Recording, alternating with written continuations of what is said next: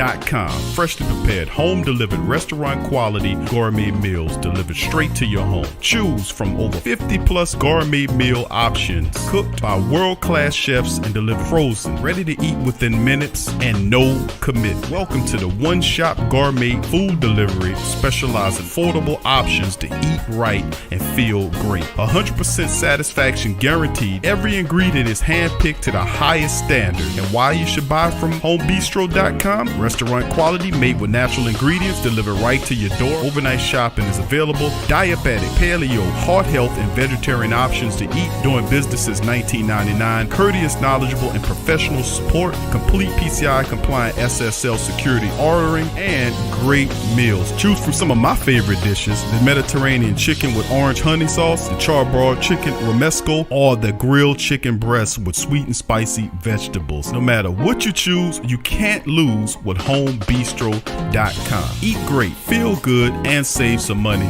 with homebistro.com. Hit the link in the description section below for more information.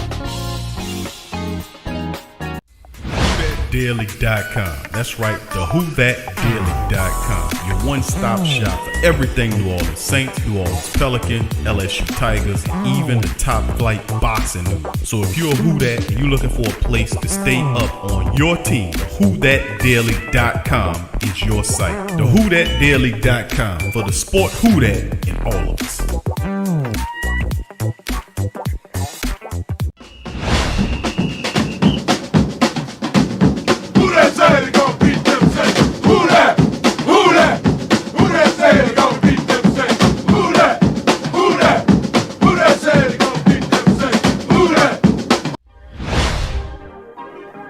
Yeah. Well, all right. Like you always say, welcome, welcome, welcome. Number one sports talking D. We ain't like the Falcons, we won't blow the lead. Look, all we talk is who that, who got cut and who back. Rookies and the vets, players you should look at. It's the sports coma, you don't wanna miss it.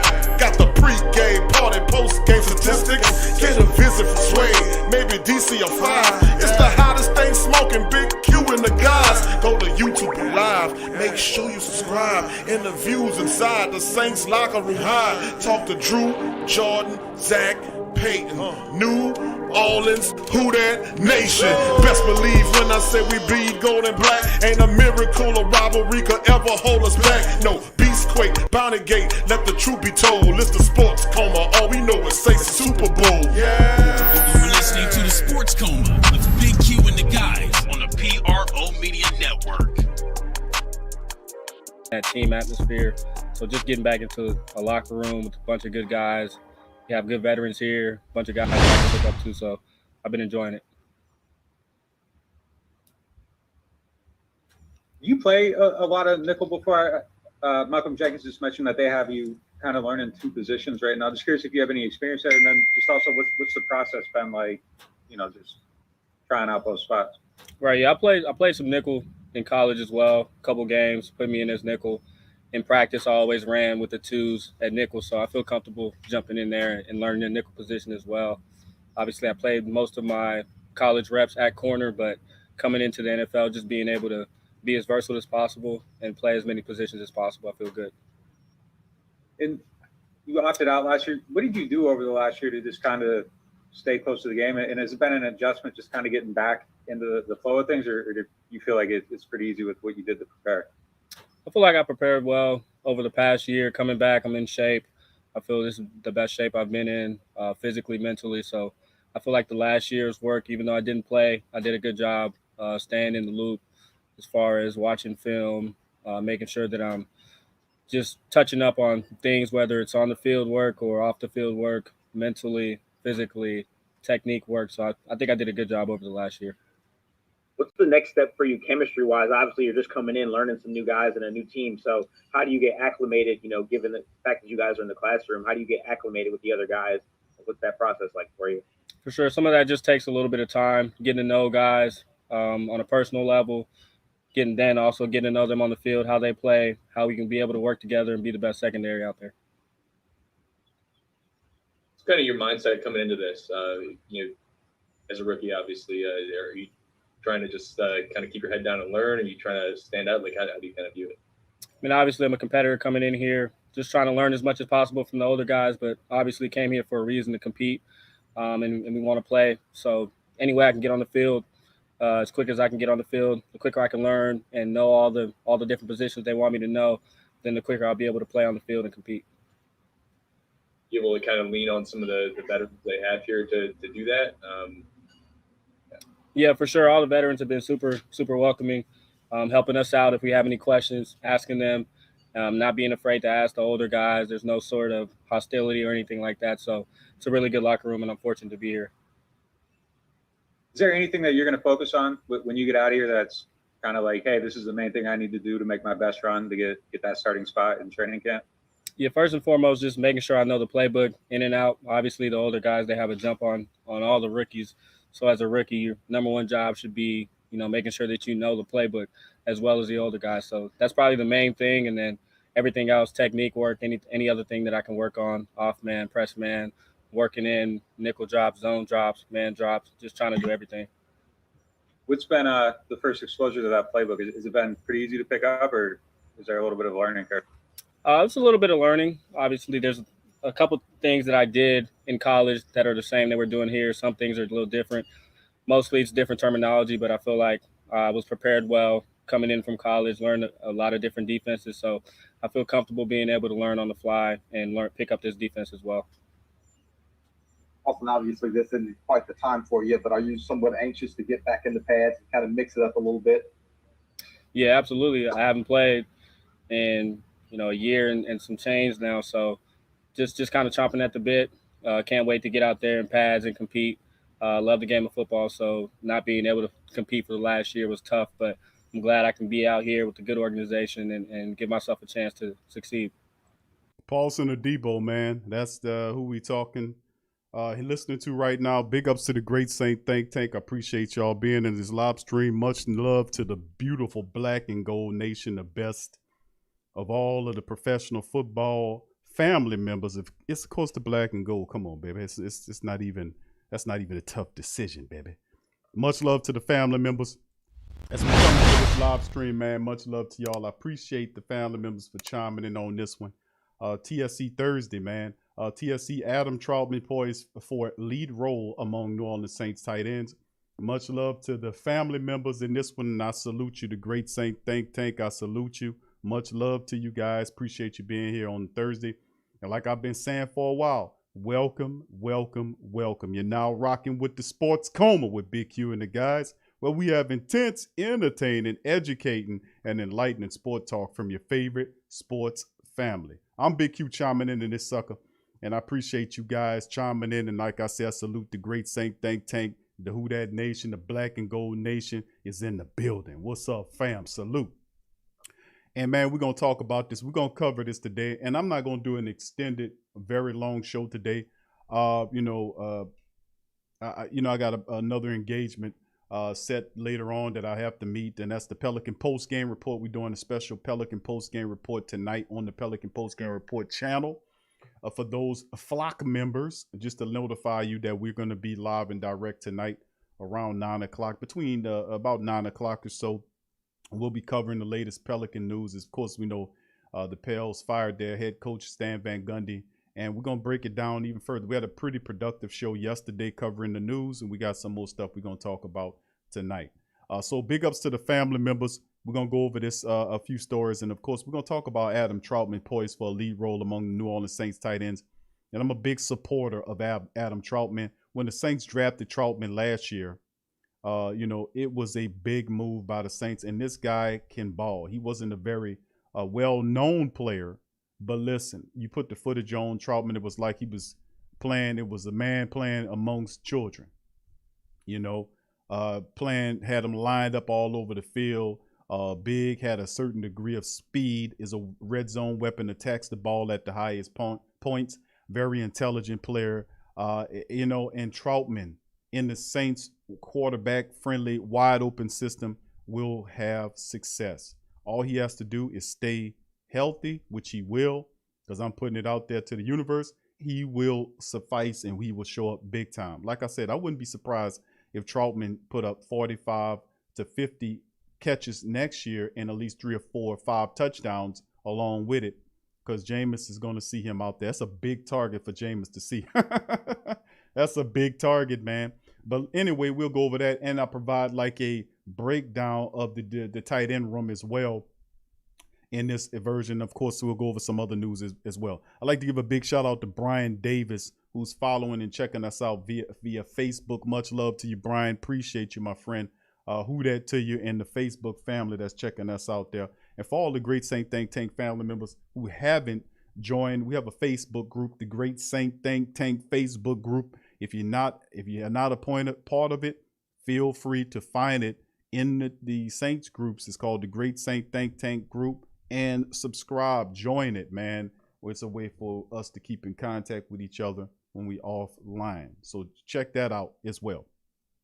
So I like to start it off by giving a big shout out to the rest of the family members in the chat. Uncle Paulie's in the building. Who that to you? Tim Dunn. What's up, Tim? Chiming in from Horton, Louisiana. How about that? Much love to brother Tim. Who that? True Louisiana's in the building. Who that to you? Shedrick is in the building. Brother Shedrick, what's happening, fam? Good to see you. Thank you, Mocha, for your super chat. I salute you. Appreciate you, Mocha. Much love to your family. Much love thank you. From the bottom of my heart with the super chat. Much love to you. Kevin McKnight, who that to you, fam? Good to see you. Pelicans Nola, who that to you? Torrey Shepard Sr., who that to you? Revolt Control. What's up, brother Revolt? Who that to you, fam? Big ups to you as well. All right. What's up, John? Who that to you, brother? Good to see you. Say Legion of Boom 2 on the next 3 years. We're going to see, bro. But I got a lot of respect for Coach Richard, man. I think he'll do some really great work with our secondary, man. I'm looking forward to that. And that's probably one of the biggest reasons I have a renewed confidence in Marcus Williams's, thinking he'll take it up a notch because Coach Richard. I think Coach Richard definitely helps out Lattimore. He'll definitely help out Marcus Williams. He'll help out Paulson Adebo. He'll help out Keith Washington Jr., Pell Grant Haley, and to a degree, even the veterans. He'll help those guys out as well. And if he helps elevate Marshawn Lattimore, elevate Marcus Williams' game, that takes the Saints secondary to another level. Could you imagine a more aggressive, physical, more intelligent Marcus Williams flying around the field making plays? Well, Coach Richard can make that happen. I really do. So, I mean, I'm really very happy and really just waiting to see how that's going to fly out. So we're going to see. All right, big ups to the rest of the family members. Good to see you. That brother Gerard is in the building as well. Javier, what's up, Javier? Who that to you, fam? He said hopefully he has a better season than the 10 man. Yeah, that old 10 man. What's up, Clint? Who that to you, fam? Slim South 504. What's up, fam? Good to see you. J Rock. What's up, J Rock as well? Big ups to you. And Slim saying Trautman and Juwan Johnson going to be solid. Yes. Absolutely, man. That was, and it just takes a little offensive imagination with Juwan Johnson. We was calling out saying this guy would be a good tight end for you. He's in a crowded wide receiver field, and I don't think he's better than LaJordan Humphreys as a wide receiver. But as a tight end, he can surpass Vanette. He can put Vanette's ass on the bench and make him strictly a blocking tight end. Juwan Johnson could really take that role and excel, man. And you have both him and that's what I'm saying. Offensive imagination between, it would be, could you imagine all of the weapons the Saints have at their, just ridiculous. Alex Armah is another one they throw. It's just absolutely ridiculous. How dare they say the Saints not making the playoffs? How dare they say that? So stupid, so intelligent. All right, Seth Griffin. What's up, Seth? Good to see you. Says Q, I'm ready to see Zach, but I know, bro. Demario Davis and the rest of the linebacker. But listen, we, a lot of great points was made. I was on TJ's show the other day, and a lot of great points was made by Aaron of the Black and Gold podcast. Really a smart brother, intelligent brother. Made a lot of good points about Werner, who's playing underneath him. A lot of great points. So we'll see if a lot of that materializes, but we win regardless if it's Bowen or Werner, because eventually somebody will have to, when DeMario gets up in age, 3 years left on his contract, he sooner or later he has to go, and somebody's going to have to take that position anyway. So whether we get a young person, and they're looking at Bowen because of his athleticism and his height, his intelligence, he just has to get the reps to do it. But Werner is going to be on his back. Ain't no doubt about it. All right. Big ups to JT. Who that to you? Gabriel Thomas. Who that to you as well, fam? True Hurts. What's up, fam? Good to see you. What's up, Ken Rasa? Ken Rasa, Bloodstones in the building. What's up, Wayne Bradley? Who that to you, brother Wayne? Good to see you as well. Much love to you, fam. Appreciate y'all being in here. What's up, Last Saint? What's up, fam? Much love to you. Good to see you in there as well. Ramsey, what's up? Aloha to my friend Ramsey chiming in from Hawaii. Much love to you, fam. Brother Jerry, how you doing, my brother? Good to see Brother Jerry Poole in the building as well. Big ups to you. And if you didn't hear your name, give me a who dat, and I'll give you a who dat back, baby. So we'll see how it shakes in with a lot of this stuff. So without further ado, fam, like I said, I'm gonna try not to keep you guys too long today, like I said, and we're gonna get into this thing and kind of get over these topics. And of course, the name of the show is Adam Trautman, poised for a lead role amongst New Orleans Saints tight ends. And of course, we get that inspiration from one of my favorite writers out there, JD of the NewOrleansSaints.com. He covers this article as I share it with you. And JD breaks down Adam Trautman. Is he poised for a lead role among NFL New Orleans Saints tight ends? I can do whatever they need me to do. Sound like a bit of Taysom Hill with his mentality. So, we'll see how all that goes. But JD's writer on this one, as you can see, Trautman there. So let's get into it. Trautman wants to be the leader of his group, and there's a reason to believe he can. True, he only is entering the second season as a tight end for New Orleans, and true, he had to play catch-up as a rookie last season because there was very little offseason contact with teammates until they gathered for training camp. But veterans Josh Hill, Jared Cook were released this offseason. Trautman has more Saints game experience than any other listed tight end on the roster. Taysom Hill is a quarterback. He got a feel for all that is required for him in those 15 games with 6 starts. And this is what was said. I guess the best way to put it is the opportunity is there to take control of it, said Trautman. The Saints' third-round pick in 2020, but you've got to be able to do it. There's no giving. There's no not earned in this league, and he's absolutely right. You got to work and get it. I've never been given anything like that in my life anyway. I kind of pride myself on you get what you earn. That's kind of my mentality. I work to have an expanded role in this offense and to be able to help us win games. So all offseason just studying other guys, even film from last year from our own guys like Cook or Josh, just to be able to fill those roles and to be able to do it all, because I think that's my role. This is going to be a big year for this fella. I can be a factor in the run or passing game, and I can do whatever they need me to do. In this position I'm in, I want this to be my group. That's how I train, to be that guy. Now, of course, I love him talking like that because we wanted somebody to kind of, do that, to kind of take onus of the tight end position. Remember when Benjamin Watson left, we had Josh Hill there. We wanted Josh Hill to step up into that role. That never materialized. He was more comfortable as a fill-in tight end or a backup tight end. But Trautman is a guy that's ready for a lot of big things. A lot of great credit was given to him in comparison to some of the game's best tight ends. You know who they are. 6'5", 253-pounder guy held from the other guys last year en route to catching 15 passes for 171 yards and a touchdown. Hill, who was an undrafted rookie, retired this offseason after playing 8 years with the Saints, and Cook, a Pro Bowler for New Orleans in 2019, caught 16 touchdowns in 29 regular season games over 2 seasons as a Saint. Those guys were awesome to me, Trautman said. Each of them brought a different skill set to the table.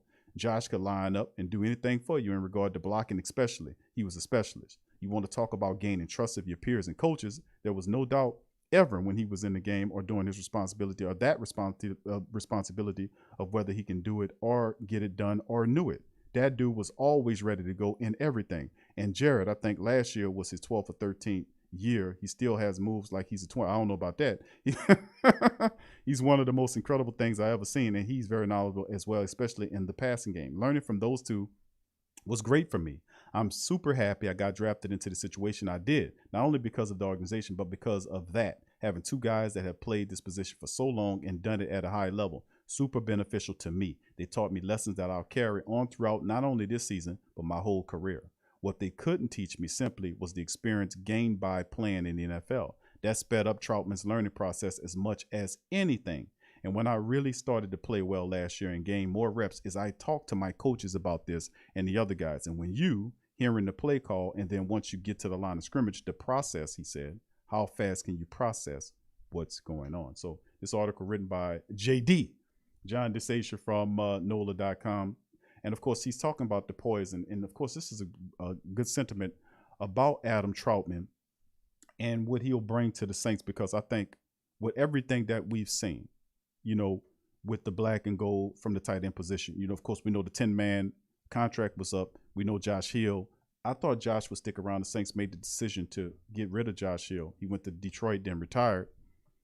And of course, that basically puts the position directly in the young hands of Adam Trautman, as you can see, who's thoroughly prepared, according to his opinion, that he's ready to step in and do that. And I think this is a very, very important part to Sean Payton's offense, to have a reliable, physical, athletic tight end who can block and catch in the seams, who's a red zone weapon. You can line them up all over the place. This kid's special. And like I said about the Saints offense, they have guys on this team that we've watched, and every year, you know, they got guys that step up for us. Not just our regular guys like, you know, the King Guard Mikes and the Elvin Kamaras. These are our mainstays. And so, to some degree, these guys take it up another level or two beyond the level of the previous year in most cases, because that's what the superstars do. But the Saints offense is so rich with talent that everybody has an opportunity to shine on any given Sunday. You might see Trautman blow up one game, Mike one game, Elvin one game. You know, it kind of, the Holy Ghost of the of the football kind of rolls around, and when we're most dangerous when people don't know where the ball is going. You know, remember that offense?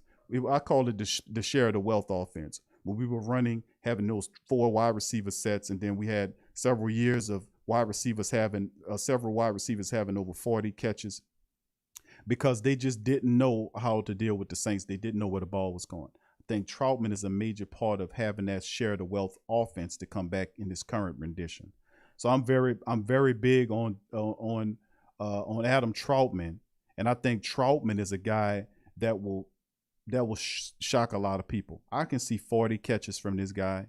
I can see about 5 touchdowns from him. I think Trautman will be a big help for the Saints offense, blocking and catching, getting upfield, finding the seams. Big target for Jameis to find, or whether it's Taysom, not to offend my Taysom people, but whether it's Taysom or Jameis, this guy is a target that you can't miss.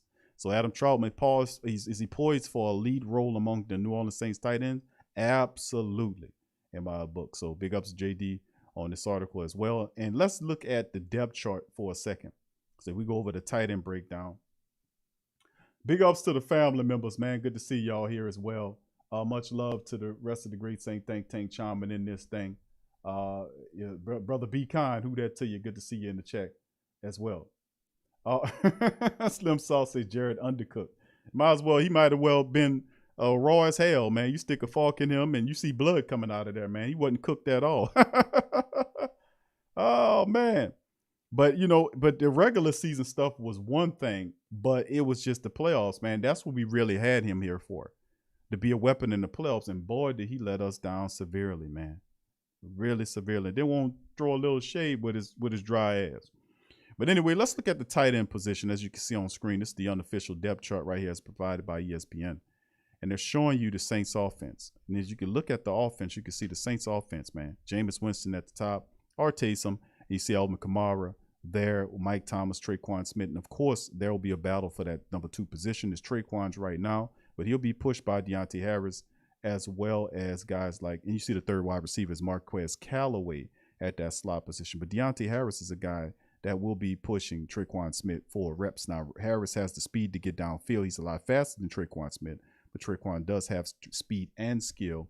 And we'll see what happens there, because I really want to see Deontay Harris in more of a wide receiver role there. So does he take, you know, even though people see Callaway there because of his size issues, but is Deontay Harris more of the realistic option at the third wide receiver? We'll address that when we go through our wide receiver breakdown, which every year we do a positional breakdown every year. I haven't done it yet, but I promise you guys I'll be doing it this year as well. Coming up real soon, I'll be doing position breakdowns on all of our positions, quarterback, running back, wide receiver, and everything. And I'll do more in-depth breakdowns on those. And then, of course, I'll share them.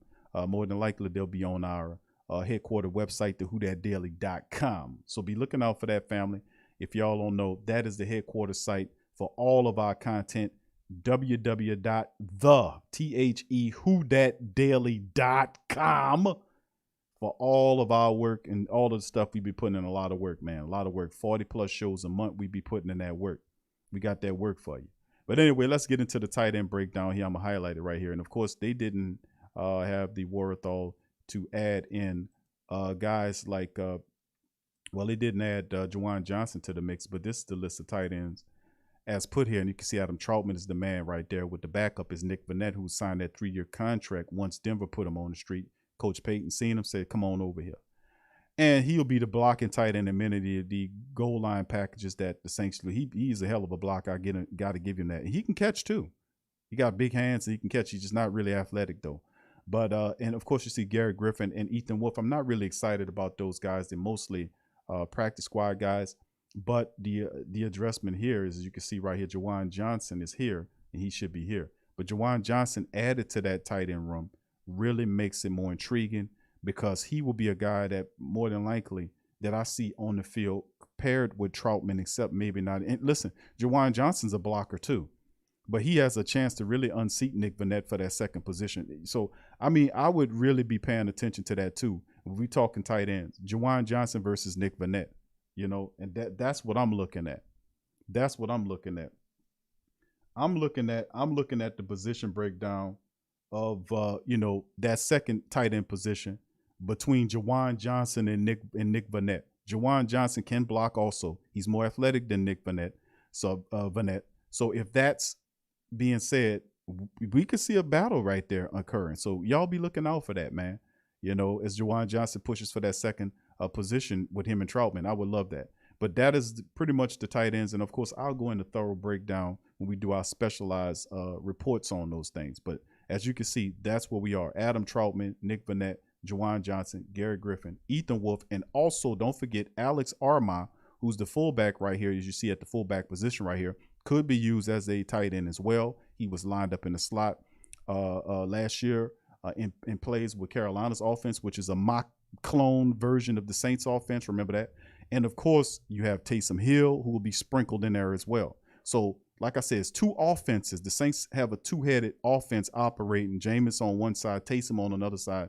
And when we go out there, that's the trickery of it, is to make sure that we confuse teams and force them to prepare for two offenses. And that's very difficult to do, to guard the Saints. That's why we're going to have an immense amount of success if we can get Taysom online and balanced with passing and running the ball, so that if he doesn't win the starting job, he still will be operating the Taysom Hill packages and all this kind of stuff. You'll still see him out there like we've seen him in the last several seasons. The two-headed offense, that's what Coach Payton's goal is, to make it very difficult for defenses to defend what the Saints are going to put on the field. But, Alec, we have so much versatility there, not to mention that you could protect Taysom at tight end or wide receiver or running back, but he could be a factor in the tight end room as well. So, like I said, we are terrific, man. Absolutely awesome, athletic, all over the place, and I just absolutely love it. Okay, let's move on. Speaking of Taysom, let's talk some Taysom. How about that? Taysom Hill remains optimistic on the future. That was a perfect segue, by the way. Taysom Hill remains optimistic on the future. What's up, brother Byron? Who that to you? Good to see you in the chat, fam. Taysom Hill remains optimistic on future with the Saints. What does the future hold for Taysom? What does it hold? Indeed. Let's go over the article here, provided by Sterling McLymont from Canal Street Chronicles, one of my favorite resources. With training camp starting to kick off, all eyes of the New Orleans Saints and the Who Dat Nation are on who will land the starting position at quarterback post Drew Brees. While the obvious choice remains Jameis Winston, one could wonder what would become of Taysom if this were to become a reality. What would they do to Hill's his mental state, heading into games knowing that he'll only be a backup to Winston? But not really a backup. I mean, Taysom's position, he wouldn't be the starting quarterback, but he will play as a quarterback in any other place that Coach Payton wants him to play. He will still run his version of the offense. He will still throw to the wide receivers. He'll still get an opportunity to get out there and compete. It's not like Jameis wins the job and Taysom sits on the bench watching Jameis. I don't think it works like that. I think Coach Payton, what we've seen with Drew Brees over the last several years will continue to be the thing. And I remember Brother Tragic, peace to him, shout out to him, that if we thinking about what he was saying about Taysom, the Brother Tragic shared this for the family members that didn't remember the show, that he shared a really interesting point. This was our last Friday live stream. We had a lot of fun, a great panel. We'll do another panel coming up on Friday. Thank God it's Friday. Saints Talk coming up tomorrow. And it's Friday. It's this Thursday, fam. Friday coming tomorrow. I told y'all these weeks moving by. I told you that Monday. The damn day is moving. But anyway, what I'm saying about, Taysom is it looks like what it did the last several years when Drew Brees was there. Now, what Tragic was saying was he thinks Taysom will not see the field as a quarterback because they were only using Taysom Hill because Drew Brees could not throw the ball downfield. That is a great point. And they were only using Taysom because the inability of Drew to stretch the field. So he was coming in as pretty much the pitch hitting deep ball thrower, the athletic guy at times. And Coach Payton used him as a running back, tight end, wide receiver, whatever. But that would make sense. It makes a lot of sense. What Tragic was basically saying. But I don't think it goes like that. Why? Because Coach Payton loves what Taysom Hill brings to his offense. I think the idea is to have two separate offenses in one. You get what I'm saying? That makes it incredibly difficult for opposing defensive coordinators to defend such a thing. If Jameis is struggling a bit, Taysom comes in, does his thing, electrifies, and moves the offense. You see what I'm saying? And then, or vice versa. So, I mean, I think Coach Payton is still going to operate. So that's what I'm saying.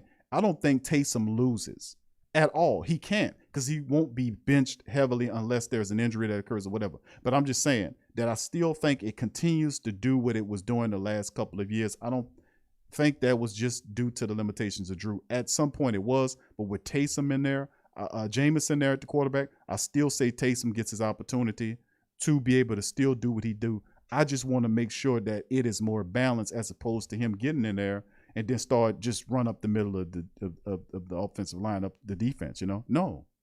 Let's throw some passing plays in there.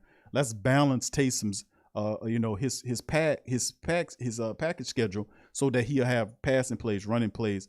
Let's make that perfectly balanced and then add that along with what Jameis brings, and then you have two really special people inside of the Saints offense making things work. And it's kind of, we've witnessed that over the last several years, how Drew Brees had success and Taysom had success in the same offense. I just don't think Coach Payton pulls him out of there. He loves this guy.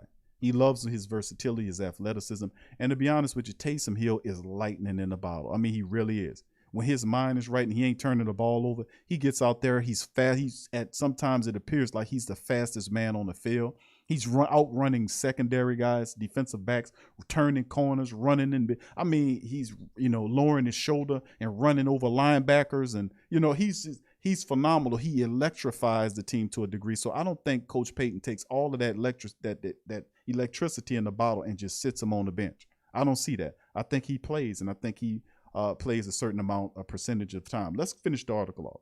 Many thought Taysom's Hill interview for the QB position came during the 4-game stretch in which Drew Brees went down with a rib injury last season. During this time, Hill went 3-1 while throwing over 70% of his passes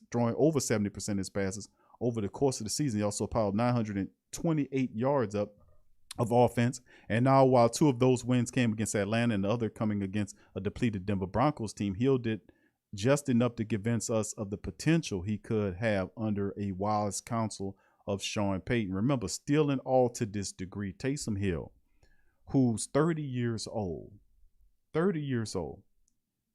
never played or started never started at the quarterback position in the NFL until last year. 4 games straight, 3-1. No prior quarterback or QB starting experience in the NFL prior to that. He was a utility man, came in there, threw some passes, ran around, did that kind of stuff. But he was 3-1, almost 4-0 in that system. And I'm just saying, for a quarterback that knows what he's doing, that goes in there and that's not, that's making the completions, that's not, throwing the ball too high or throwing it too low into the ground, going through your progressions, understanding, having that QB clock in your head. even the most decent of quarterbacks that give you that decent of accuracy will have success in Coach Payton's offense because his weapons everywhere. It's hard to defend. But that's just so impressive to me that Taysom went 3-1 with no starts prior to this season. Payton's offense is absolutely phenomenal. You know, that just doesn't happen, man. On our own, Christopher Dunnels had the chance to ask Taysom about his mindset entering in training camp prior to the start when he asked Hill, expressed that both him and Jameis were extremely supportive of each other through the time of competition. Taysom also explains that he had been told to come in and compete, and that's what he planned on he's going to do. As for everything else, it falls into place the way it's supposed to. As for the summer moves, as the summer moves along, the vision will become clearer as to whether it will be Jameis or Taysom when all is said and done. For now, we'll watch and wait while we also remain optimistic of what the future could hold if either one of them becomes QB. I do often wonder how long will Taysom be comfortable remaining only as a backup while possessing so many gifts that make him stand above the rest. Good article. But like I said, this is the thing that I really like about Taysom Hill in the Sean Payton's offense. He's not really he's a backup, but he's going to be playing. He's going to play a lot of reps as a quarterback because of the Taysom Hill package. He runs in there. He's doing running back duties. He's going to be throwing the ball, stuff like that. It shakes up the defense to a degree. We just have to balance those calls for Taysom. But I don't see him sitting as a backup like a traditional team. You go and watch the Denver Broncos or the Chiefs or the Raiders or whatever. They don't do this. Their backup quarterback, a second-string quarterback, is going to ride the pine. Taysom Hill is not going to ride the pine. Taysom Hill is going to be active in games every damn game this season. He just will not be starting, but he will still see a lot of reps in most games because Coach Payton loves what he does in that offense, and it provides so much versatility and impact and electricity. It's hard to keep a guy like Taysom. Remember, whether it's at quarterback, running back, tight end, or special teams, this man going to get an opportunity to get on the field. He will. So even though he might not beat out Jameis, he still will see the field, and that's the whole point of this. Taysom Hill still will see the field. So I question whether or not he loses or not. Does he really lose should be the question. I say no, man. Taysom will see the field, not as a starting quarterback in my opinion, but he still will see the field nonetheless. And of course, we'll go over the final article right here. 85% of the Dolphins Saints players fully vaccinated are in the process of this by Josh Elper. That covered it on NBC Sports. And this is saying Coach Payton said recently that he's confident that the team will reach the threshold of 85% of players fully vaccinated. And report on Thursday indicates that he had a good reason to feel that way. El Begria of SI.com reports that the PFT has confirmed that the Saints are one of two teams that had 85% of their players either fully got their shots or on their way to getting it. The Dolphins are the other team in that category. Steelers head coach Mike Tomlin said this week that he didn't know the exact percentage of the team's players that got their shots, but said, what I understand, we're tops in the league in the terms of this process. Based on Thursday's report, Steelers wouldn't be at the very top of the list, but word this week was that they were three teams with 70 or more players with at least one dose of the shot. Now, teams that have 85% of their players with the shot are expected to have relaxed protocols this summer and during the season, although the full nature of those relaxations have not been announced. Now, the league did announce that there will be much greater restrictions on the other players that than there are more non-shot people.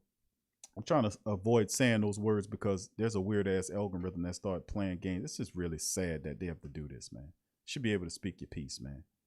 You know, that's pathetic. They would do that kind of stuff. But anyway, 85% of the Dolphins Saints players fully vaccinated. What do you guys think about that? You know, and of course, this is a positive thing insofar as that you'll start seeing a lot of, it doesn't provide an advantage, you know, in terms of those who have gotten it versus those who didn't get it. You know what I'm saying? As you can see it, the ones who don't get it, according to the article, will have more greater restrictions on them. So it's propelling them to say, well, listen, to get these, removed, get this done. We'll see how this all goes, man. But a lot of people, feel either way about this thing. It's a very touchy subject, man. Y'all know how I feel about it, man. Go listen on Big Q if you want to know how I know how I feel about it. But anyway, let's recap these articles right here. We started the broadcast with the actual show is named after Adam Trautman, poised for a lead role among the NFL. Poised for a lead role among the NFL tight ends as well, because they're going to know who Trautman is by the end of next year. This year. When the season is over with, you're going to know who Adam Trautman is. So I guess kind of Freudian slip right there, but he's definitely he wants to lead the Saints tight end room. He'll have every opportunity to do that. The Saints brought him in here to turn into an absolute stud. I think Trautman will be more than special for the Saints, and I think he'll make his presence felt in the NFL, and he will gain a name after this year. A lot of our players will gain a name after this year. They're going to know who these people are. Of course, we covered that. We also covered a little bit about the tight end breakdown, showing you our tight ends as well: Trautman, Vanette, Juwan Johnson, Gary Griffin, and Ethan Wolf's mostly practice squad guy. We also transitioned to the Taysom Hill article from Canal Street Chronicle, talked about the optimistic future with the Saints. And my opinion is I don't think Taysom loses at all. Regardless or not, he will play quarterback for the New Orleans Saints. Regardless or not, he will have a lot of reps at quarterback for the New Orleans Saints when he run the Taysom Hill packages. So regardless or not, I say he doesn't lose. He can't lose. He doesn't lose. He's still going to play quarterback in the NFL. He's going to see reps, whether they're running back, wide receiver, tight end. Taysom does not lose at all. Now, he might not be the starting quarterback, but hell, that's not a bad second option to still play quarterback for the team that you are playing for. You see what I'm saying? So, it's a win-win in either book, in my opinion. And then, of course, this article, 85% of Dolphins Saints players fully vaccinated on there are in the process of getting the shot. So there you go. So with that being said, we covered that. Now, I like to give the Great Saint Think Tank a big shout out, man. Appreciate you guys for being in the live stream. On this one, we covered. What's up, B Jizzle? Big ups to my dog, B Jizzle, as well. Much love to your fam. Good to see B Jizzle in the chat, man. Hope you're doing well, my brother. What's up, Cy? Who that? The brother Cy as well. Cy Williams in the building. Much love to you. What's up, KK? 504 and 404. Lady, what's up to you, baby? Appreciate you for being in the building as well. All right, who else we got to thank here? I think I got everybody. If you didn't hear your name, give me a who that, and I got you, baby. I got you, baby. Baby, I got you, baby. Don't even worry about it, baby. I got you, baby. I got you. All right. So, but like we saying, in the key talking point of the show is Adam Trautman. And listen, fam, a lot of people not talking about Trautman. Well, some are, and he's not a big name player. But like I said, I think he will be big for the Saints. Several players, whether Adam Trautman is going to show up and step out. And then it's a very intriguing tight end room because Juwan Johnson comes in there. Then you had Nick Vanette. What could he bring? Like I said, watch footage on Big Nick. Big Nick Vanette is a blocking tight end who has soft hands he can catch, but athletically, no. But Juwan Johnson's big and physical, who can move and is perfect for the tight end position. He was a hell of a blocker. Every time, when he played most of the reps for the Saints, he was involved in blocking plays. So Coach Payton was comfortable enough to put him out there last year to do that. So, we'll see. But that's really an extra and really spicy ingredient to that fantastic black and gold gumbo to put Juwan Johnson as a tight end. And we've been speaking that up and speaking that to existence since last year. When I was looking at him saying that guy's a tight end, man. And then, of course, you have to realize and know that I didn't see him beating out LaJordan Humphrey. I'm just going to be honest. I think LaJordan Humphrey is a better wide receiver than Juwan Johnson. But as a tight end, he can surpass Nick Vanette and take that second position. So, we looking at something special right here. What's going on, Ramsey? What's up, Ramsey? Ramsey U and Ramsey W's in the building. Much love to both my Ramseys. Said who that Q enjoyed you and TJ last night. Y'all need to do some Saints game day live show. Yeah, that's my brother, man, and always got a lot of respect for that brother, man. And I told him at any time, man, you want me to pop in, I'll pop in. Like I said, we got a standing arrangement where, listen, we can't let it get too far down the road. We got to stay linked up and stuff like that. And I just appreciate him so much, man. I got a lot of love and respect for him. Like I said, he's from my neighborhood. I didn't even know that, but he's from my neighborhood. He's a good dude. And I didn't know he was a boxing guy either. I talked after the show off I talked to him for like maybe 20 to 30 minutes about boxing. I didn't know he was a boxing guy. I told him he said he won't come on the Ring Kings boxing. I told him, bro, anytime you won't come on there, we'll talk some boxing. So y'all be looking out for us talking about boxing, man. That'll be fun. But yeah, I appreciate that, Ramsey. Much love, fam. I appreciate y'all. All right, Lori, what's up, Lori, baby? How you doing? Much love to you, Lori. All right, good to see you. What's up, Brew Man? Who that to you, fam? Good to see you as well. All right, big ups to you, my brother. Appreciate you being on the live stream. So yeah, I'm really excited about the tight end position, man. I really am excited. Jawan Johnson in there, Nick Vannett, and of course Adam Trautman. Big things popping, like those songs from old T.I. Big things popping. The New Orleans Saints got a lot of stuff popping, and it's going to be going down in an epic way for the black and gold this year. How dare they say we're not making the playoffs? How dare these people crazy? People out there damn by. Or the Saints not making the playoffs. Why? Because you don't have Drew Brees no more? Really? Yeah. You don't have Drew Brees. Y'all not going to make the playoffs. Fam, you know we went 8-1 when Drew was there. Really? Yeah. I didn't know that. Yeah, that's why you saying that dumb stuff. You don't know what you're talking about. The Saints offense, man, is most dangerous when it's in that share of the wealth mode. A couple of years ago, it was pinpointed to Michael Thomas, Alvin Kamara, Jared Cook, and then Drew Brees, and he was cycling between those guys. I was like, that's a mutated form of the Saints offense. I said mutated because the Saints offense at its best is a share of the wealth offense. When all hands are on deck, you don't know who's going to get the ball. Now, of course, you know Mike get his catches. Elvin gets his opportunities.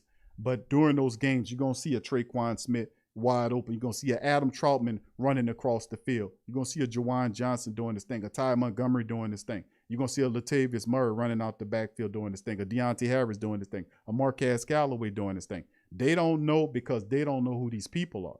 They don't know who Callaway is. They don't know about none of these guys. They don't know who these, and I'm talking about the big media types. They don't want to talk about them guys because they ain't going to sell no papers or get no clickbaits by talking about people that most of them other people don't know.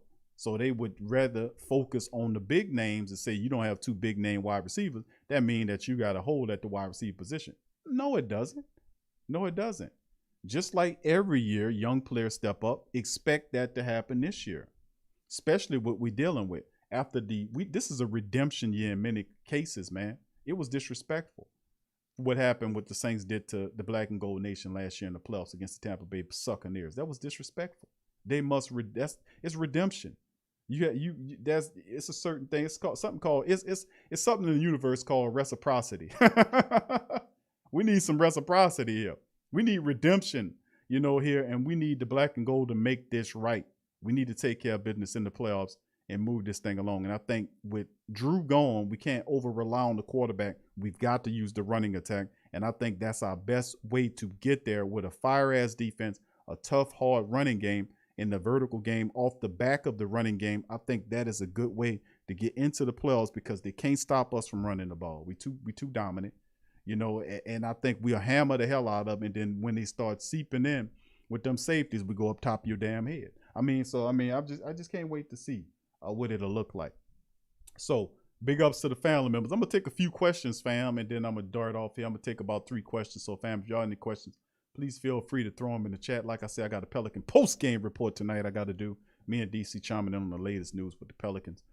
Man, a lot of stuff going on over there, man, with the Pelicans, man. So we'll be popping up tonight on the Pelican post-game report just to let the family members know we're doing a special Pelican post-game report tonight. It'll be going on real soon. So I'll take a few questions from the chat. If you guys have any questions for me, they just drop it in the chat. All right, Last Saint says, perfect example is when we obliterated the Eagles. Thank you, Last Saint. Brother Tyrese in the building. All right, what's up, Dev84 John? What's up, brother? How you doing? Say, Jameis is so much better with a running game. Absolutely. And that's a part of it, bro. They don't understand. Look at the weapons that the Saints have. We talked about Trautman in this show. You got Adam Trautman. Now, like I said, these are not players that nobody knows. Not yet anyway. But they will after this season. These guys, like a Trautman, they have big roles to play in the Saints offense, and they're ready for it. Traquan Smith, it took a while, but I think Traquan Smith's here with this offense because of the vertical game. With the ball getting down the field, that's Traquan Smith's forte. And I keep telling people, because a lot of people are like, yeah, cute Traquan Smith. Yeah, you had a deep ball wide receiver who was playing inside. That inside wide receiver position, that playing inside wasn't his thing.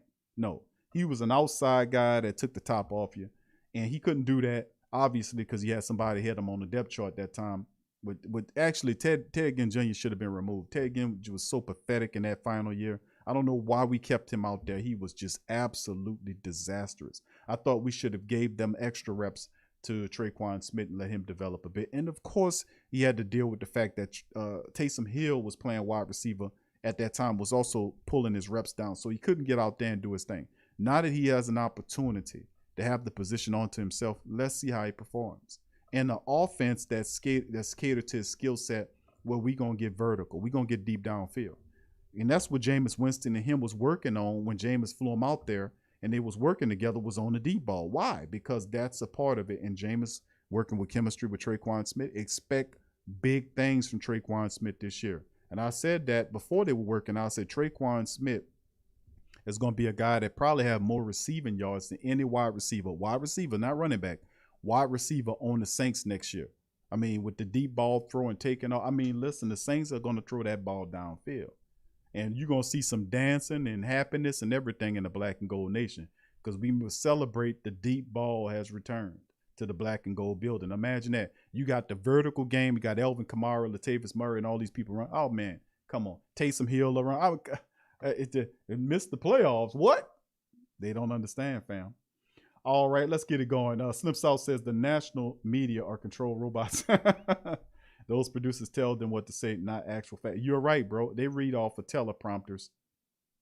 And the teleprompters are, and I don't want to get too far in it. Maybe I'll do a show on Q with Big Q where I'll show y'all a video clip of all of them reading the same stuff. And you be thinking that they all different. It's a script that all of them read. And the guy was astute enough to broadcast from all over the country from different little cities and mesh them together on the same screen, and they all saying the same stuff. It'll be like, man, look at this in here.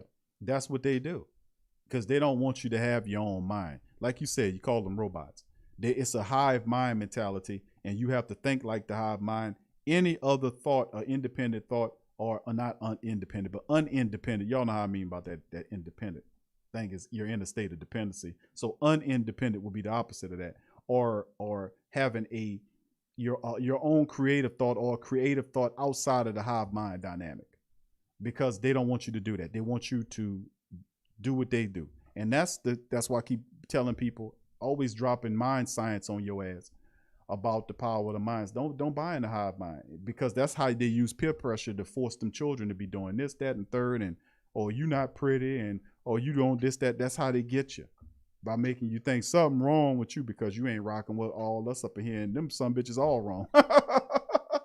They're terrible. I mean, that's how they whip you. They know how to mind. It's about time for us to understand how our mind works and work against that. And you work against that by taking possession of it and taking it away from them into your own hands. And then when you do that, then you start a whole trend of behavior. When you start taking everything back, you start growing your own food. You start learning how to sew your own clothes. It's not the fact that you'll be doing it full time. It's just the fact that you can do it if you need to do it. You see what I'm saying? So instead of complaining about how much the goddamn tomatoes cost at the grocery store, you can grow your own. You know, I'm just keeping it real. And make sure they're organic. Don't be buying those seeds that's genetically modified. That be eating that stuff, tearing all your stomach up. We got all these people going to the doctor with their stomach tore up, and the doctor is putting scopes all in their stomach, and they know what it is. It's just genetically modified food they've been eating for over 20 years, tearing up the digestive system. They got articles there. I'm going to show all that on Q with Big Q, man. I'm going to put that on Q with Big Q. Showing you that most of the stuff was spliced with spider DNA. Why would they put that in there? And you say, man, that sounds crazy. But if you don't do no reading, that does sound crazy. But guess what? You living in a crazy reality with crazy people running it. So, I mean, I'm gonna jump off that, but it's coming. Byron says James is going to give the redemption, revenge, payback, prove all the haters he's still a good QB. I think a lot of people understand that. It's just dumbasses that's outside the Black and Gold family members that don't understand what Jameis is. They still critiquing Jameis like he's Tampa Bay Jameis. That is the difference. And why people still thinking Jameis Winston don't know what he ain't no good quarterback. That's people outside of the Black and Gold world, outside the Black and Gold building, outside the Black and Gold frame of thought, because only the Black and Gold family members know who Jameis is, because they've been watching his movement since he's been on the Saints. They've been following him, watching him. He means what he says. He means what he says about this change. And it's very unfair to keep heaping, or saying this about a guy if, his frame of thought is not the same as what it was when he was in Tampa Bay. The whole situation is different. He has stability here. He was underneath the tutelage of a Hall of Famer. That's never been done before in his life. Every time he talks about Drew's improvement on his game, he comes to tears. That's not fake. That means that he touched deep down the core center of his being. And when you do that, you start seeing a radical change in the person. So no matter how old you are, you can still affect change. Like that old saying about a leopard can't change his stripes and all that. You cast away all that foolishness. Don't believe that. Thank you, Tack. Appreciate you, fam. Thank you for the super chat, my friend. Thank you for that. And who that to Brother Tack Robinson as well. And that's a part of it, though. Don't buy into all that bullshit. Somebody telling you can't do something. They telling you can't do it because they couldn't do it.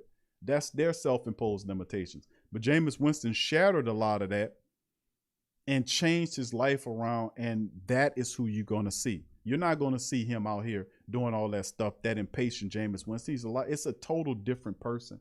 And even though, he going to make mistakes because nobody's perfect out there, but I guarantee you won't be throwing no 30 damn interceptions next year in Sean Payton's offense. Absolutely not. Because the offense will be balanced.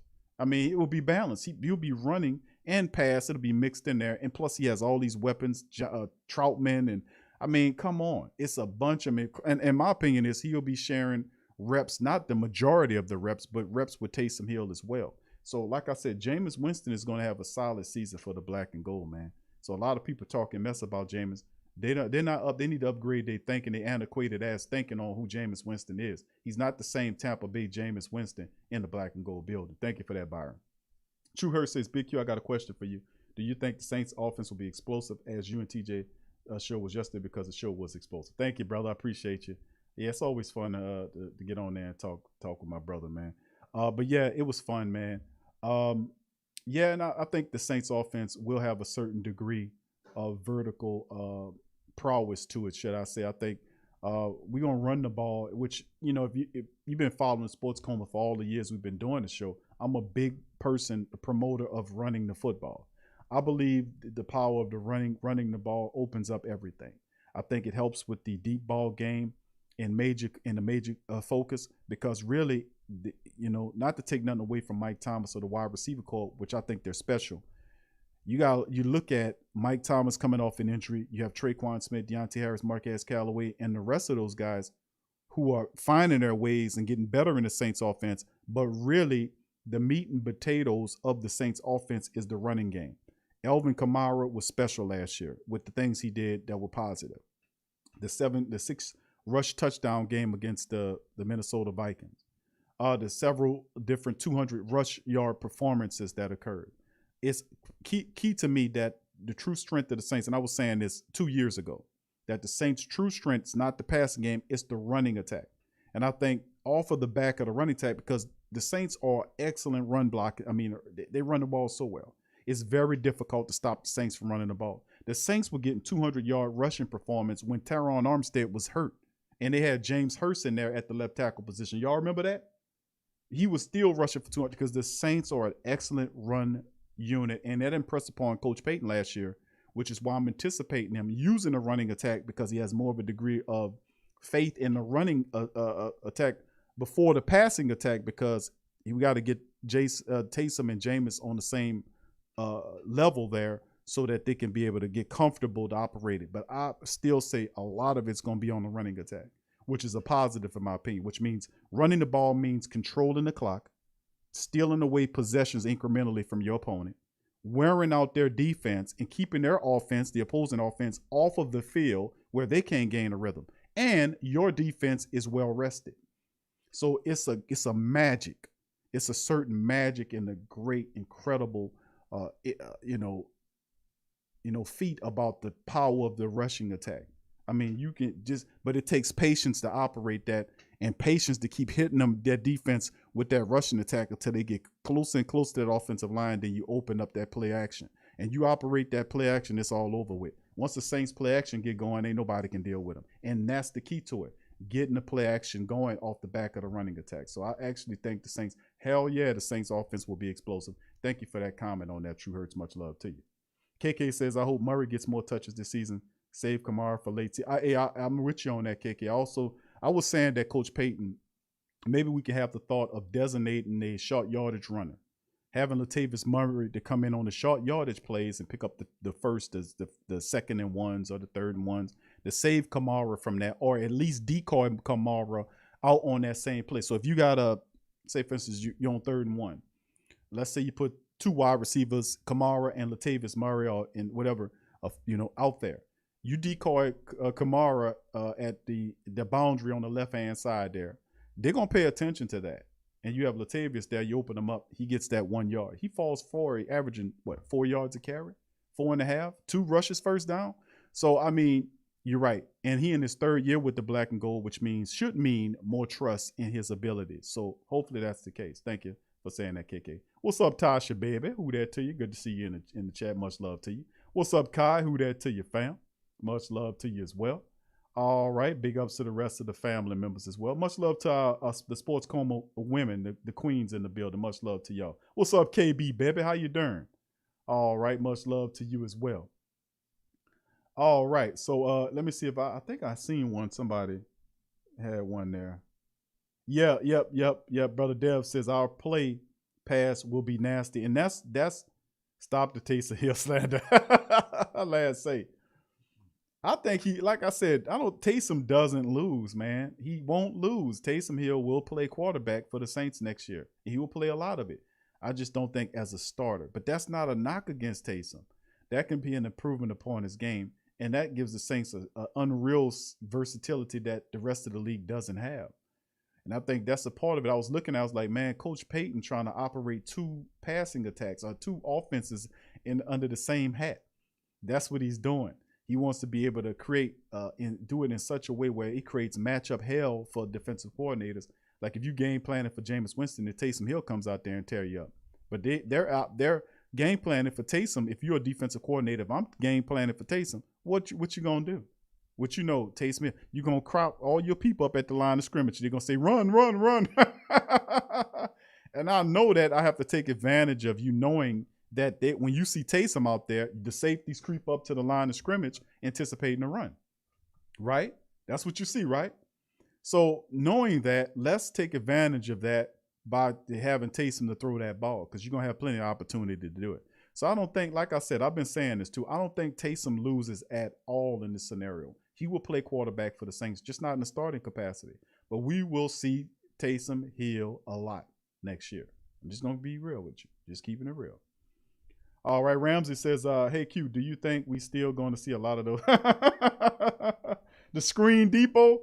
Man, that's a great question. We're going to see some screens. Hopefully not as many as we seen last year. But because I think we have the ability to kind of get downfield. So I'm not saying, hopefully we won't see as many of them because we were really screen heavy last year. That's a lot of screens that we were doing. But with the vertical edge coming back, perhaps I don't think we'll see as many as we did last year, because we'll have the ability to kind of throw the ball down the field, whether it's Jameis or Taysom. We will throw that ball down the field. So we'll have other ways to get other people involved now, and I'm feeling really good about that. So I don't want us to be predictable, you know what I'm saying? That's why I was like, let's not have so many of these screens, let's be as unpredictable as we possibly can. And I think our play action game comes back in a major capacity with the deep ball, the running attack, running it. And like I said, last year's season really impressed upon Coach Payton, because he broke all type of franchise attempt records in yards and touchdowns running the ball. He really said, man, we got something here, don't we? I was trying to tell you that, Coach. I was trying to tell you that for years. Run the ball. Your running attack is better than your passing attack. The running sets up the pass. That's football fundamental. Running sets up the pass. Once you get the play action going, it's over with. Your opponent is heads on the swivel. They don't know what's coming. Once the Saints play action get going, it's over with for your opponent. For real. It's over with. All right. Big ups to you. All right, Damon, what's up, my brother? Good to see you in the chat. Much love. He says, Q, that still been on my mind on the Tough Tiger Talk podcast, how they say Max Johnson age is a big deal. I just don't get it. Yes. Yeah, I don't get that. I'm not a pop culture dude, man. My mind just doesn't work like that. I don't. For instance, I was approached, when I was in high school to join fraternities or whatnot. I just didn't see any reason to do it, you know. And I asked the man, I was like, okay, I asked questions like, okay, I see you got, a lot of the guys that get girls and stuff because they impress. I'm like, I don't need no frat to get no woman. I had it when I was in high school. I had a cheerleader, the best looking one. That was my girlfriend. It was when I was on that football team. She used to wear my Michigan jacket. I had a Michigan starter jacket she used to wear. So I mean, I don't need that frat for that, man. I don't need that for that, Playboy. And most certain I didn't need them for the knowledge because I was already reading, and I would question them and they were like, man, this dude here. But the thing is mind-wise, understanding who you are and being comfortable in your skin. You don't care about what them people saying about you. You really don't. If you don't like me, that's your effing problem. Get your mustache away from me. I mean, listen, fam, y'all know how I am, man. Y'all been listening to me for years.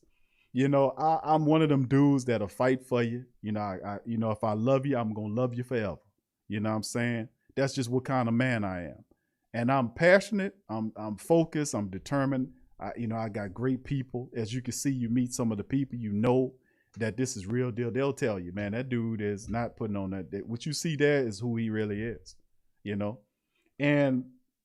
I'm comfortable with that, and like I said, it don't matter who you are, where you come from.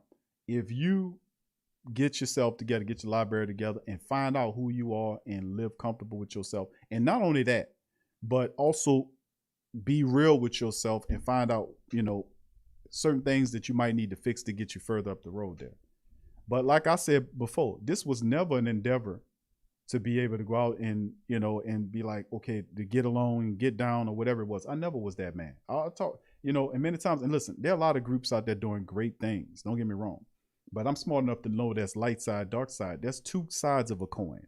It's a world of duality. They know that, but they don't teach that. That's why I said it's like, okay, if you got the truth, give it to them. What you holding it back? Oh, we don't cast pearls to swine. Who said that? How would you know what they are if you don't tell them? So it's like, if you got it, give it to them. And if they reject it, then you're right in your assessment. But you should not keep it onto yourself and hide it so you can post high and be like, well, we this, that, and the third. The people are confused in the world because they have social engineers at the top that's spreading hatred and decisive messages and using deaths of people to make people angry at each other, and they still killing the people that they talking about. You harming them. They still on the side killing millions of, hundreds of them across the world. So I mean, it's just a crazy mixed up thing that they're doing, but you got to get in your literature to understand that. You got to. That's why I'm always pushing y'all for to improve upon your mind and yourself, but also remember, people perish for a lack of knowledge, man. Seriously. I'm telling you the God's honest truth, man. You got to get your game up. How you going to make a plan? You don't have all the facts. How you going to protect your family? You don't have all the facts. We don't have any room for error to not know this, because every piece of information you're lacking is a detriment to you, because you can use that to improve upon your strategy of improvement. And it goes on, but that's all. That's what I teach empowerment, man, because that's what it's about. It's not about you being submissive to nobody, man. The Most High, you're here for a reason. That's to be the best version of yourself. People say, what's the meaning of life, Q? It's not deep. The meaning of life is to be the very best being that you could be. That's what it is. To reach out and to get to the most perfect version of yourself that you can do. And remember, you might not ever reach that, but perfection is a goal that you go to your whole life. And then you transition to a higher form of life and consciousness. It's just absolutely excellent when you think about how powerful the mind is. Just do some research into it. They still don't know how it all works. They lying and saying this, that, and the third. That's why they play with the mind. They want to manipulate the mind, but it's not theirs to manipulate. So I'll caution you to take possession of what was given to you. That is for you. Take possession and let nobody take possession of your mind or use or manipulate you. Take possession of your mind and aim for the stars and be the very best version of yourself that you could possibly be. And like I said, I don't care if they like me or not. You love me, you like me, and that's good enough for me. The Great Saint Think Tank and the Who Dat Nation got love for Big Q. Big Q have much love to the Great Saint Think Tank and the Who Dat Nation. The rest of them that don't like me, they can go to hell in a handbasket. Trust me, I will not be losing any sleep over your musty ass. I promise you that. But for the rest of the family members, I salute you and I got love to you for you through the highest on high. Y'all know that. Y'all know that. All right, fam. Listen, man. Thank y'all, man. I appreciate y'all. I wanted to share a little positive, drop a little positive vibes on my family members. You know, I got to keep it real with y'all. Cap Manning, what's up, fam? See, I know you probably tuned in to Kwame Brown. I seen a couple of shows with Kwame, man. And listen, bro, I like Kwame Brown, man. But, you know, it's other people that I can put y'all on that have been talking way before Kwame Brown have been keeping it real. You know, he's just the latest rendition of a lot of people that's telling the truth. And people are ready for the truth. Their minds are ready for the truth. They're tired of plastic culture, man. You know, they're tired of it. You know, what can I tell you? That's why a lot of people that's why there's a lot of people like the sports coma. We keep it. That dude over there be keeping it real. I hear that all the time. Man, that dude over there be keeping it real. Don't come over here if you like plastic shit and fake shit. If you don't like the sports coma, you probably got a little bust in you. You got some plastic shit in you somewhere. You got a plastic liver, a plastic heart, something in your ass is fake. How could you not like the sports coma, man? We down hard, smart Saints people, man, that's passionate, keep it real, and you got to be on your shit. You got to know your facts. Don't come over there with that bullshit. I mean, come on, man. How could you not like the Great Saint Think Tank? I mean, seriously. If you don't, you probably got some buster in you. You come from some buster. You got some plastic in you. Got a plastic heart, a plastic liver. Something in your ass is fake. You got a plastic prostate. Something going on. Something wrong. I don't know what's going on, but it ain't right. All right, big ups to you. Ramsey says, hey, Q, listening to Paulson and Debo's interviews, I really believe if he starts, that will be a breakout player. But yeah, I like him. I like him a lot. You know what I'm saying? I like him a lot. I think he will be interesting. The eyes will be on Paulson and Debo. It'll be interesting to see if Drake Kirkpatrick, thank you, Kai, says no word on Kirkpatrick. Anybody know? No, I haven't heard anything on him as of yet. But you never know how that's going to go. But I do anticipate the Saints will bring a veteran to compete with Paulson or Debo, which he'll force him to elevate his play. But remember, he's a guy with high IQ, and he don't let you play with him. He don't let you play with him. He don't let you play with him at all. Meaning that if you talk and mess to Paulson or Debo, that's probably not a good look. Because he's confident, he won't let you P-rob him. Meaning Patrick Robinson let Steve Smith talk shit to him in games. Y'all remember that game? Steve Smith was all in his face talking, telling him you ain't nothing, and he just stood up there looking at him. I mean, shit, what? Bro, it's about to be a battle in here. I'm about to take it to your ass. I'm just going to keep it real. And that's the response you got to be. You can't let people act like that with you, man. You can't do that. You got to stand and protect yourself. You got to speak up for yourself. You know what I'm saying? You got to put them people in their goddamn place where they belong. And Paulson the Debo is not going to let you do that. He's not going to let you play with him like that. So I really like that he's smart, he's rangy, he's tall, he's intelligent, he's confident, and, you know, and I really like the kid. And matter of fact, all of our draft picks are very high caliber people, to be honest with you. This was, like I said, it was a very solid draft that the Saints have. We won't see the full cusp of it, the value of the draft, maybe a year or so down the line or so. But you're going to get several starters out of this draft. Be honest with you. Quan Baker's was a really solid pick as well. The offensive lineman Landon Young. Landon Young will be starting next year at right tackle, I believe. I'm just throwing it out there. You're looking at the quarterback in Ian Book, who's a winner. We just left Drew was a winner. We got Ian Book in here. And he's an undersized guy with athletic ability as well. Very accurate. Man, let me tell you something. Love it. We have a solid draft, man, and we won't see the full effect of it, at least till probably next year or the year after. But these next three drafts, which was the draft with Trautman and Bowen, and you put that along with this draft and next draft, and the Saints are trending upwards like we always been. We're not trending downwards. We're not going down. We are trending upwards. And I'm not saying that because I'm a black and gold man in the Black and Gold podcast. I'm saying that because this is the truth. We're trending up because we draft well and we got some really good people first and football players second on this team. All right, let's keep it going. Lamar, what's up, fam? Who that to you? Pat Rich, what's up, brother? Pat Rich in the building as well. Who that to you, fam? You should enjoy this show, Patrick. If you didn't see it, bro, we talked about and discussed the tight ends, bro. I know you asked me about that. And like I said, I'm going to do a thorough breakdown on it. But we talked about the tight ends early in the show. So I appreciate you chiming in as well. What's up, Brother Sean? Brother Sean in the building. Who that to you? Nolans 504. Much love to you as well. All right, much. Y'all crazy. David says artificial Big Q. That's what they is. Hey, and I, I'm real, fam. I'm sorry. I just be honest with you. Listen. We've been keeping it real for years, man. And it's real, bro. We've been having an impact, man. And you got to. If I came out here and kept it, what was it? I'm not artificial, not even close to it. What I'm gonna say, you might not agree with it, but you're gonna respect it. You know why? Because I'm gonna respect what you say. You know what I'm saying? And that's how it works. You don't have to agree with me. I don't agree with everybody, but I still got love for you because you're a person. You're a Black and Gold family member. You in here. We love our team. We share that love together. So you don't have to agree with everything I say. You know what I'm saying? No doubt about it. But I still love you and would like to talk to you and say who that to you, baby. I mean, that's how it is. But you got some people out there that just got too much plastic in them, and I can't do nothing for them. They holding on to that shit like they need it, man. No, I'm not a fan of genetically modified. I'm not a fan of none of that shit. Give me the real or don't give me nothing. You know what I'm saying? That's just how my mentality is. GM Kev, what's up, fam? All right, T Dirty, what's up, brother? Good to see my dog T Dirty chiming in as well. Much love to you, fam.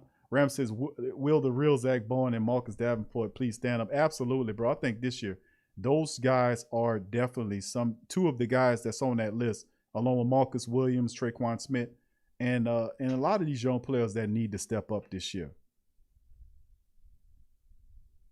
Davenport more especially, but I think that they do. Call me crazy, call me whatever you're gonna call me, but at the end of the day, I still say they're gonna step up because I'm just saying, man, it's something about it. If you listen to them, and y'all know how I be talking, y'all listen to them and they're saying things like what Davenport was saying. The man asked him, I played the interview. He was saying, what you read? I'm reading Alan Watts. Well, if you research Alan Watts, go look up what Alan Watts talk about. And then understand that's what Davenport reading. Go read it. Go look up. Google it. That's why I be saying, listen, it's a mental thing. It's a mental. If you can't get this together, you ain't going nowhere. I mean, I keep saying that over and over again, and they keep presenting itself in the form of Saints players, because even though you see them running and lifting weights, the biggest muscle that they're working is this muscle, because if this ain't working, you're going to fail. Meaning that if you don't know what you're doing on the field and you can't process the game, you're going to fail. But how you going to process the game when this is a disarray? You got to have a certain organized thinking that you have to, because it's a part of the learning process when you study upon something. You process the information. And then once you process the information, you read the information, you process the information, interweave it into your mind, and it goes into you, and you're threefold. You're mental, spiritual, and physical, and then the physical is the end result. So you internalize what you're reading and studying, and hopefully then you apply it, which is the final process of the learning process, the application process, is you applying what you're learning, and that's what you see that they're learning to do. So when you see Jameis Winston talk about getting his mind right, Deontay Harris talk about getting his mind right, and several other Saints talking about getting their minds right, that's the standard thing. Even Chauncey Gardner-Johnson said that. Getting it up here and then bringing everybody else along, He said it really well, man. I was really impressed with that young brother. What's up, Fly Trey? Fly Trey social media. Much love to you, my brother. Appreciate you. Saint Gunner. What's up, fam? Say CD Deuce is best trash talker in the game. Mic him up. I don't know what he be doing. He be talking about people mama or something. The old lady, that old girl. That's what he be talking about. That's what be getting them ready to come to blows and throw fisticuffs over there. But he be talking about that old girl, man. That old girl, man. That's what he be talking. That's what it got to be. Because he be getting them nice, getting upset that fast, pointing at him, taking punches at him. You going to take a swipe at that man helmet to get thrown out of the game? What are you talking about like that? Talking about that old girl, I'm telling you. That'll get you flamed up in a second. That'll get them flamed up in a second. Talk about that old girl. All right, Kai say second half starting. All right, we're talking about the basketball game. T-Dirty says, you're not crazy. Q Davenport is past due. Yeah, it's time for him to show up. But that's what I'm saying. I think these guys do show up this year. Davenport will face a lot of one-on-one matchups. He's been healthy going into the offseason. My logic is he's healthy going into the offseason. Usually he's hurt where he has to rehab, and then once he gets healthy, then he goes into his regimen. Well, there was no injury situation. He was totally healthy, went to the offseason. He went right into the training. Cam Jordan was sharing game with him, helping him train, teaching him stuff. And Cam's has gotten his conditioning, according to Cam, got better from the previous year because he's seen it that he had a pitfall of such. So that Cam is there helping him. And of course, I'm a big promoter of Ryan Nielsen. And of course, and my logic is, look, Trey Hendrickson was hurt for most of the time he was here up until that last year, and he still missed a couple of games last year due to injury. Davenport is bigger, faster, and stronger than Trey Hendrickson in my book. If Marcus Davenport listens to Cam and does what Cam tells him to do and the people around him to do, there is no reason why we can't expect Davenport to step up and have a big year. And that's what my thinking is, working with Cam, teaching him not how to be healthy, getting that body ready in his 4th year. We're hoping to see it. And of course, the parallels with him and Daniil Hunter, I always talk about that. When they firing off the line, you see Davenport shows up and steps out. Marcus Williams is the same way. I think we're going to see a really good Marcus Williams. Marshawn Lattimore is going to step up his game as well. You're going to see that happen. You're also going to see a lot of fantastic play from Traquan Smith. He steps his game up. He got competition on his back. Zach Bowen is being pushed by Werner. So like I said, it's a lot of great stuff going on, and a lot of these players need to step up. Tim says, thank you for that as well, my fam. Appreciate you. T Dirty says, PJ talking about getting his mind right. I don't know. I didn't hear anything for PJ talking about getting his mind right. Maybe he should, but I haven't heard anything from him saying that, bro. Good question, T Dirty. All right. Tim says, cute. Do you think Carl Granderson any playing time? He had 5 seconds. Yes. No doubt about it, Tim. I think Carl Granderson's will definitely get more of an opportunity this year. He was really big. I remember hearing from him. And on social media, he busting his butt to improve his game. He really wants to make an impression there. And of course, he'll get an opportunity because Carl Granderson is a beast, man. And we love to see Carl Granderson do his thing. 5 sacks last year ain't nothing to spit at.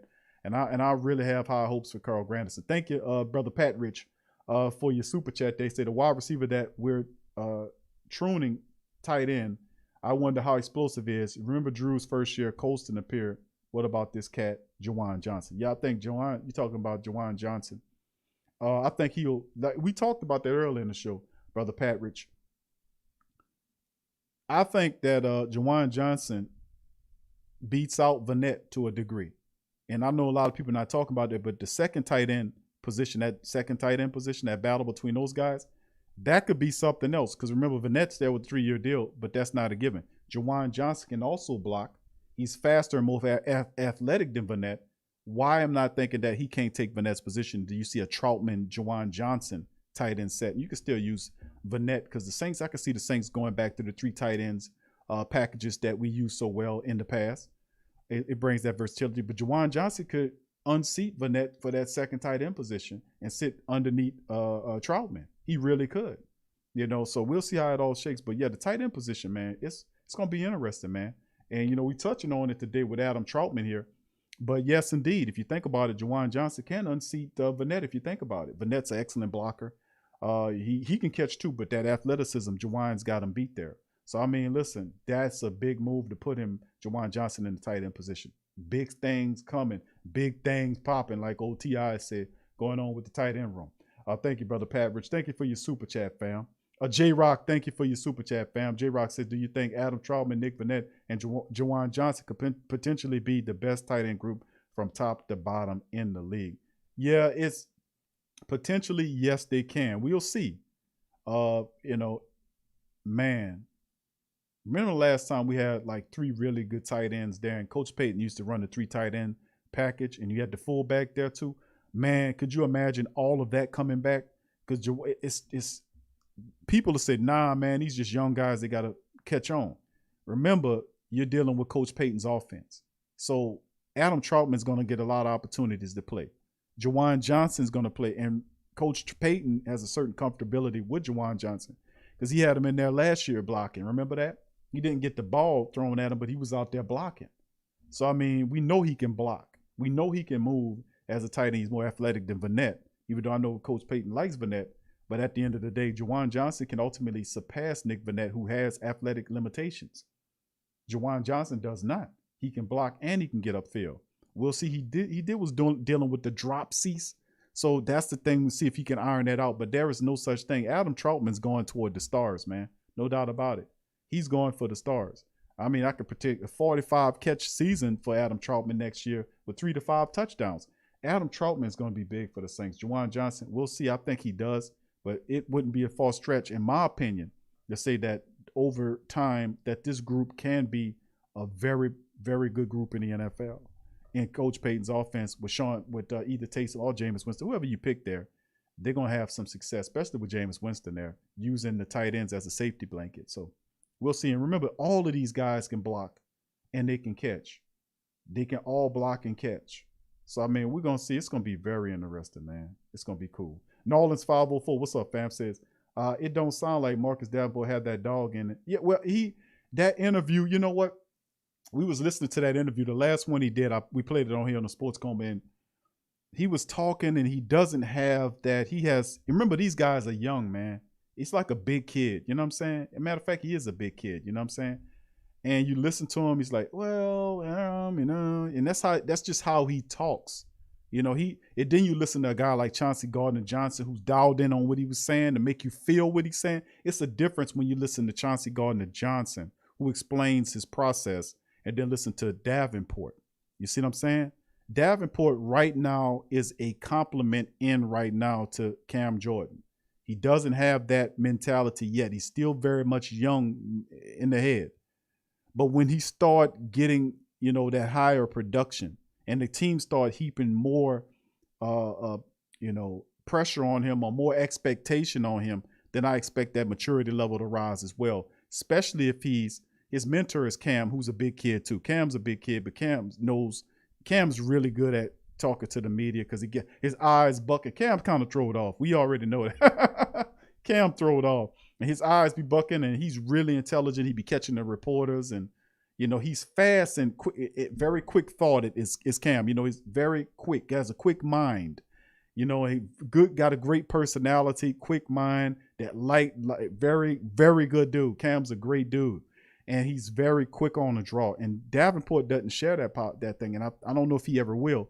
But I think eventually, as Davenport shows that he can handle the heavier load, I think the Saints will start giving him more. But he will be facing one-on-one matchups on that side. He'll be facing a lot of one-on-one matchups on that side. And he should do what his predecessor did, which was the guy ahead of him, Trey Hendrickson, did last year with 13.5 sacks. Cam's going to draw double teams. Onyemata's going to draw double teams, which will provide Marcus Davenport a lot of one-on-one matchups, and he should beat that. A guy you spent 2 first-round draft picks should be able to beat a one-on-one matchup and at least get you 8 to 9 sacks next year. At least 8 to 9 sacks. No way in the world that Cam Jordan, who faces a double team majority of the time, gets 8 to 9. I think he gets back in double digits too next year. Let's say Cam gets 11 sacks next year. Davenport, if he plays the full season, should not be talking about getting 7 sacks or 7.5 sacks from that position. And Cam, who's facing a double team, and he got a single blocker on that side.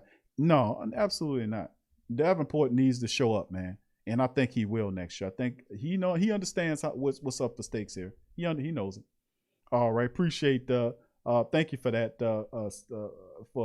comment there, my friend. Appreciate you. All right, KT, what's up, brother? KT, good to see you in the chat, homie. All right, KT said, who that? What are your thoughts on Juwan Johnson converted to the tight end? I'm rooting for old boy. I follow him and his wife on YouTube. Yeah, Juwan Johnson. I like I said, I think Juwan Johnson, man, could potentially beat out Nick Vannett for the second string of tight end position. I think that's something we need to pay attention to when the camp start, because Juwan is already a good blocker. He's been a good blocker. The issue with Juwan Johnson over time is, he had a case of the dropsies. Can he fix that? Can he be relied upon as a wide receiver? He's definitely more athletic than Nick Vannett. He can block as well. So he has an opportunity, a supreme opportunity, to take that second spot from Nick Vannett, in my opinion. So, I mean, hopefully he does, man. But this is a big opportunity for Juwan Johnson, man. To get underneath Adam Trautman and be complimenting him, and those guys And the Saints, oh my goodness, man, we have so many weapons. These people do not understand what we dealing with here on this team. They sit up here talking about the Saints. Now, I just keep saying it because every time I talk about the Saints and we look at these position players and we study them, we watch their games, we know what Coach Payton's going to do with these guys. It just absolutely floors me to hear simpletons out there talk about the black and gold missing the playoffs, or that they're not going to be a supreme factor in the NFC South, despite the fact that they won the NFC South 4 straight years when nobody never done that. Well, you did that because Drew Brees was there, Q. Don't make me get into that again. But thank you, KT, for the super chat, bro. Hopefully I have a lot of faith in Juwan Johnson. He steps up, bro. Man, he could take that second string position from Nick Vannett, man. He really could. Well, we need to pay attention to that battle. Let's mark that in our collective when camp comes. Brother Patrick says, Q, I think, like you said, we got a chance to see them because of preseason. We went out there raw. We saw the team is just polishing up. Yes, absolutely. And a lot of restrictions. We covered the article that 85% of the Saints players are getting their shots, which means the restrictions that they held on the Saints last year will not be there. So you'll have it'll basically have a certain a state of normalcy to it where you won't have all those heaping restrictions going on, stopping you from doing stuff versus a team that's not doing that, who will have those restrictions.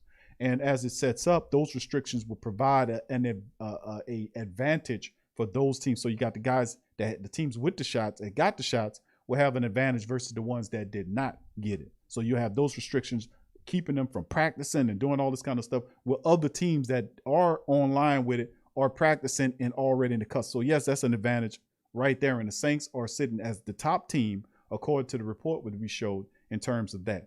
So that helps out. Plus the high turnout from the camp situation that occurred. It's positives all over the place as guys are trying to come to build up their camaraderie like we know to do so well. So yeah, absolutely. This will be an advantage. The tight end group, I'm really excited about it. When they changed Juwan Johnson over, I was really dolled out about I like Adam Trautman. Nick Vannett's all right. He's a blocking guy. He can catch. He's not athletic. I'm not really that inspired by Garrett Griffin. I'm kind of, Garrett Griffin had his opportunities. He can't stay healthy. Ethan Wolf is just a practice squad player. We need something there. And Juwan Johnson, I was saying last year he should have been a tight end. They made the move to put him there, and it will be big. Because I would say Juwan Johnson would not beat out a guy like LaJordan Humphrey. I think LaJordan Humphrey is a better wide receiver than Juwan Johnson, but Juwan Johnson can be your second best tight end. So this is a blessing for him. Hopefully that brother takes advantage of that, and I think he will. All right, big ups to the rest of the Great Saint Think Tank in the building, man. I appreciate y'all, man, for being here, man, as well. And thank you for the super chats, family. I appreciate you guys dropping and supporting the stream. KD says, Q, I'm calling it now. Peyton Turner is taking Davenport's spot. Damn. All right, KT, I'm going to remember that. I shall remember that, my friend. Thank you for that. I still believe the Saints team is built to make a run. We got the right pieces in place on both sides of the ball, and the national media can doubt us all they want, but their opinion does not matter. You're absolutely right. It don't matter at all. Thank you, brother KT, for that. All right, and listen, fam, I appreciate all y'all. Listen, I'm gonna end it on that note. But listen, I just want to say I appreciate y'all. Ramsey says, hey, Q, what do you think we do with QB Simeon? Trevor Simeon, it'll be a battle between him and Ian Book for that position. And a lot of people say Book makes the active roster as the third quarterback there. We'll see. He should. He's really smart, man. So that'll be an interesting battle, too, for who the third quarterback is for the team. As well, because Trevor Simeon is a veteran. I think he's been in the league for 5 years or something like that. And Book comes in. So there's an expectation on Book. But even if Book doesn't make it, the Saints will place him on the practice squad with the protection so nobody can rip him off of there. But then again, we'll see how it all shakes. But from what I've been hearing, is Sean Payton's really high on Ian Book. So Trevor Simeon could be in trouble. So we'll see how it all shakes. But, that's my take on it. Thank you for that, Ramsey, as well. All right, so with that being said, fam, I'm going to tip out on that. I thank y'all, man, for popping in as well on this one. And like I said, please hit the like button. If you're not a subscriber, please feel free to hit the subscribe button and join the Great Saint Think Tank. Also, feel free to share the link in your social media feed. It helps out the live stream and the platform as well. And also, if you want to support the stream, you can do so by becoming a member of our Patreon group, Patreon champions at patreon.com/. // the Pro Media Network. That link is in the description section below. And pretty much what that does is it gives you access to the 50 plus lock shows, lock content that we have on our Patreon page for TSC Q&A Live, a show we do every Tuesday. It's over 50 plus shows there of lock content, really good Saints talk that we went over in a smaller and real friendly platform there. And of course, on Patreon, it's also our news show called On Q with Big Q, where we cover a lot of the real deal news that the press doesn't. And that's when I hit you with them articles. That's when I hit you with them interviews. That's when I hit you with that real deal stuff there on that On Q with Big Q. So yeah, that's a lot of stuff going on there. Thank you, Tasha, baby. Appreciate you. Just because. Thank you, Tasha. Much love to you. Appreciate you and much love to Tasha. Big ups to you. Thank you for the super chats, fam. I appreciate all y'all, man. I really do.